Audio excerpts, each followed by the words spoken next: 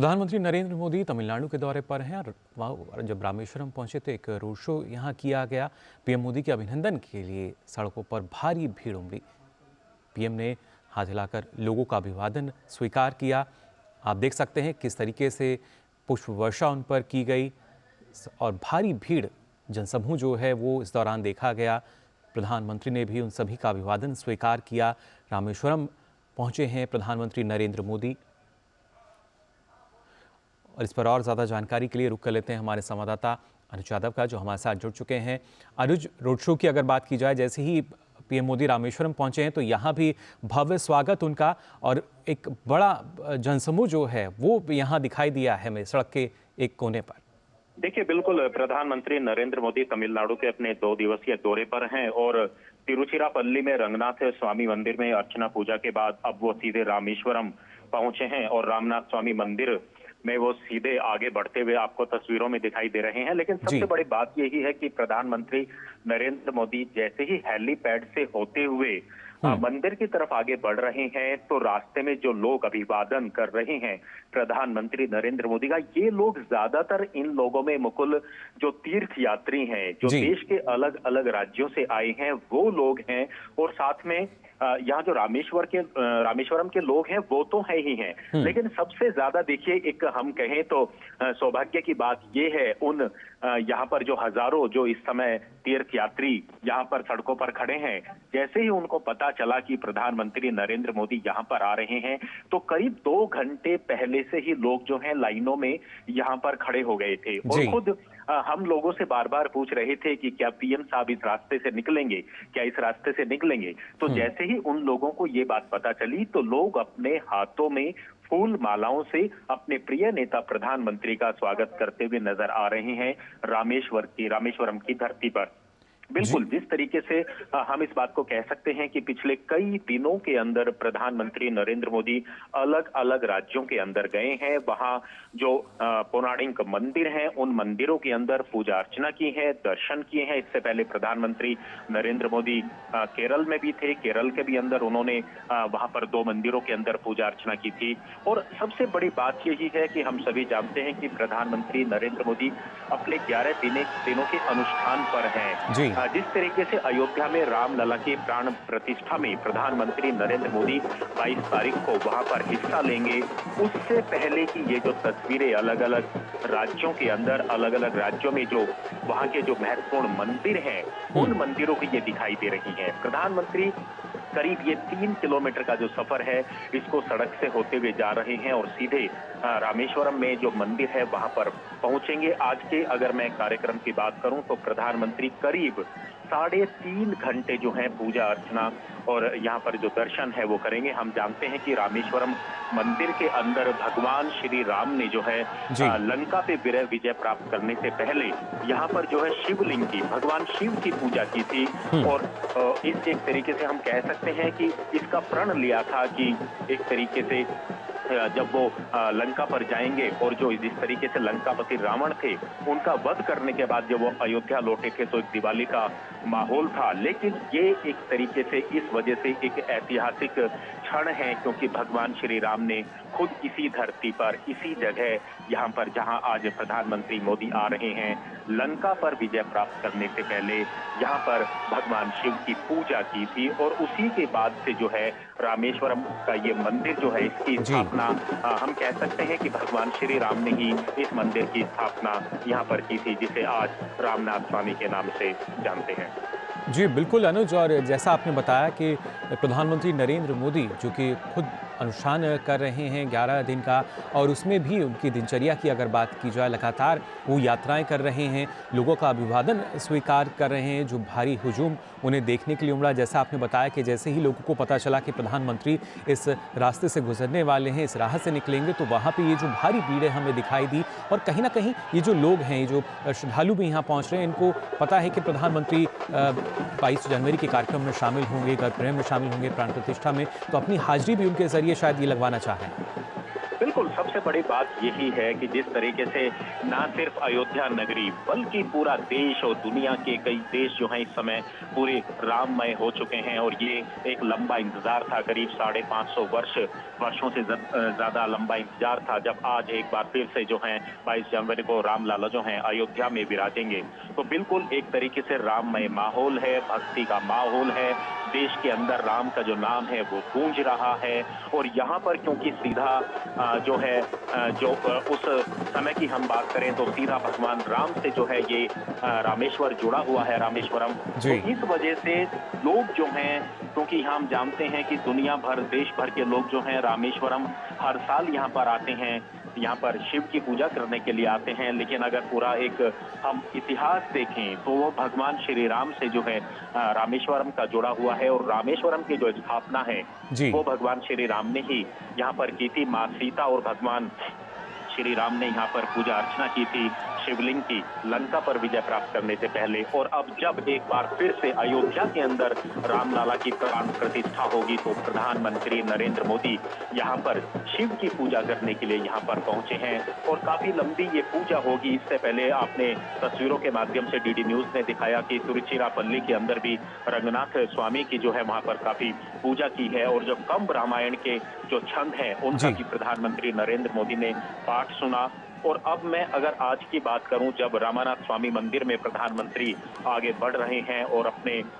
जो जनता है उसका जो अभिवादन है उसको स्वीकार कर रहे हैं, आप तस्वीरों में देख सकते हैं कि किस तरीके से जो लोग हैं अपने प्रिय नेता को देखने के लिए जो है फूल मालाओं से अपने नेता प्रधानमंत्री नरेंद्र मोदी का यहाँ पर स्वागत करते हुए नजर आ रहे हैं। जी। और इनकी अगर मैं बात करूं तो जो रामेश्वरम मंदिर है ये भी जो देश भर के अंदर जो ज्योतिर्लिंग है उनमें से एक ज्योतिर्लिंग ये है। और आज प्रधानमंत्री विभिन्न भाषाओं में जो है रामायण पाठ में जो है भाग लेंगे, जिसमें मराठी है, मलयालम है, तेलुगु है और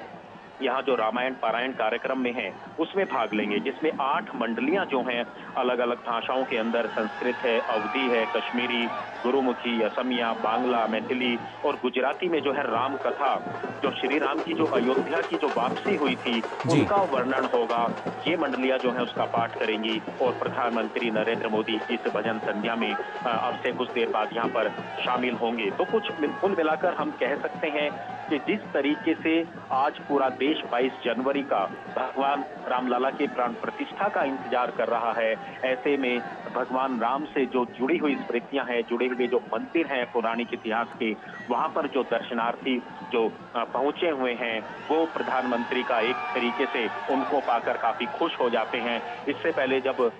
हम बात करें तो केरल के मंदिरों में प्रधानमंत्री अब से कुछ दिन पहले गए थे, वहां भी पूजा पाठ की थी, तो वहां के लोग भी एक तरीके से अपने नेता को पाकर वहां पर जो है काफी प्रभावित हुए थे और वहां भी इसी तरीके से रोड शो के माध्यम से ये तस्वीरें वहां देखने को मिली थी। और आज एक बार फिर से तमिलनाडु की इस धरती पर, रामेश्वरम की तीर्थ धरती पर यहाँ पर प्रधानमंत्री जो है रामानाथ स्वामी मंदिर की तरफ आगे बढ़ते हुए और लोग उनका अभिवादन करते हुए लगातार नजर आ रहे हैं। इसमें एक बात हम डीडी न्यूज के दर्शकों को एक बात और बताना चाहेंगे कि प्रधानमंत्री नरेंद्र मोदी जब भी किसी क्षेत्र के अंदर जाते हैं, राज्य के अंदर जाते हैं, तो वो कोशिश करते हैं कि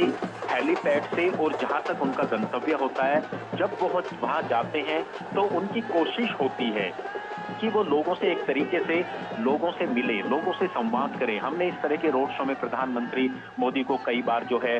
गाड़ी से बाहर निकलते हुए अभिवादन स्वीकार करते हुए भी देखा है और आज फिर से एक बार वो ऐसी ही तस्वीरें सामने आ रही हैं। हमने कई बार इस तरह के रोड शो में देखा है कि प्रधानमंत्री अपनी गाड़ी को रुकवा कर लोगों से संवाद करते हैं और यही एक सबसे प्रधानमंत्री नरेंद्र मोदी तो सबसे बड़ी बात यही है कि वो लोगों के बीच में एक तरीके से अपनापन दिखाने की कोशिश करते हैं, लोगों से जुड़ा हुआ दिखाने की कोशिश करते हैं और यही तस्वीरें आज एक बार फिर रामेश्वरम की धरती से दिखाई दे रही हैं। हालांकि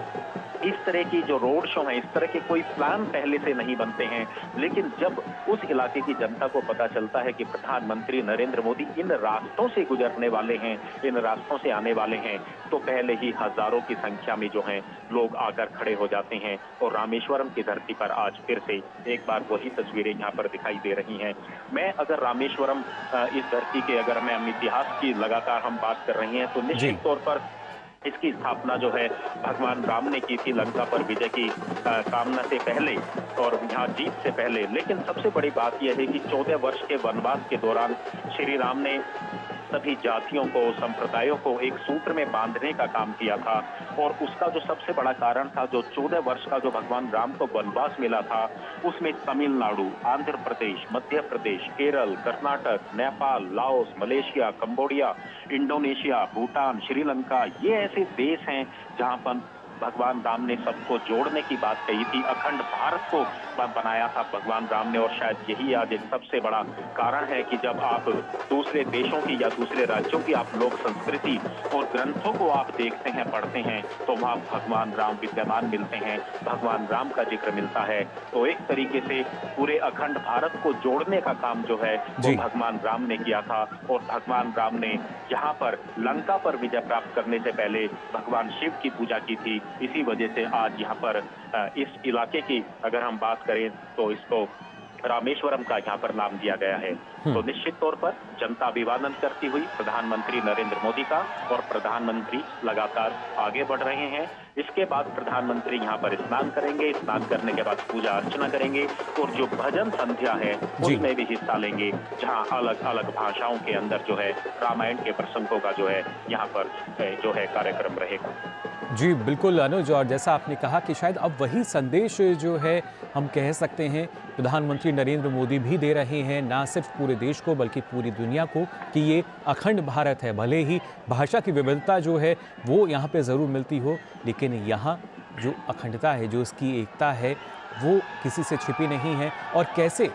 एक से दूसरी कड़ियाँ जो हैं वो जुड़ी हुई हैं, क्योंकि हम सभी जान रहे हैं 22 तारीख को श्री रामलला प्राण प्रतिष्ठा कार्यक्रम है, और उससे पहले जो अलग अलग कड़ियाँ हैं उनको जोड़ने का काम, और उसके साथ साथ जो दर्शन प्रधानमंत्री नरेंद्र मोदी अलग अलग मंदिरों में कर रहे हैं, जो अलग अलग भाषाओं में रामायण हैं उनको जो सुना जा रहा है, तो कहीं ना कहीं एक संदेश भी कि जो हमारा पौराणिक और जो धार्मिक महत्व है अलग अलग स्थानों को लेकर, उसको आज का जो युवा है वो भूले नहीं, उसको पीछे ना छोड़े, बल्कि उसमें और जानकारी जुटाने का प्रयास करें।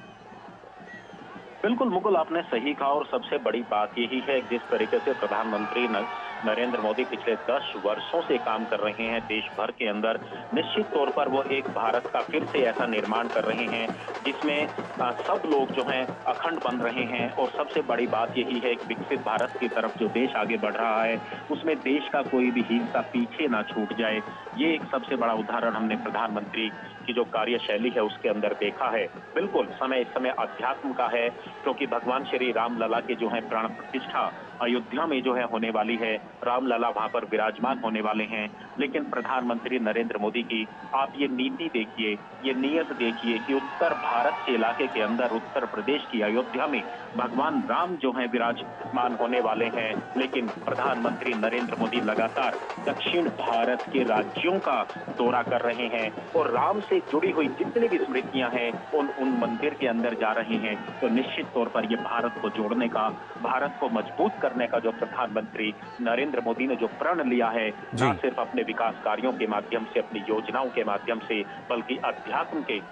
माध्यम से भी किस तरीके से पूरे देश को, पूरे देश के लोगों को जोड़ा जा सकता है। अलग अलग भाषाएं हैं, इतनी अनेकताएं देश के अंदर हैं, लेकिन फिर भी एकता के सूत्र में कैसे बंधन में बंधा जा सकता है। प्रधानमंत्री नरेंद्र मोदी की ये जो तस्वीरें इस समय आप डीडी न्यूज पर देख रहे हैं, यही दर्शा रही हैं, यही बता रही हैं कि देश का कोई भी हिस्सा हो, उत्तर भारत हो, मध्य भारत हो, दक्षिण भारत हो, पूर्वोत्तर भारत हो, सब लोग जो है इस समय पूरे राममय हैं। क्योंकि 550 वर्षों के बाद जो ये समय आया है अयोध्या की नगरी में जब रामलला विराजमान होंगे, तो उससे पहले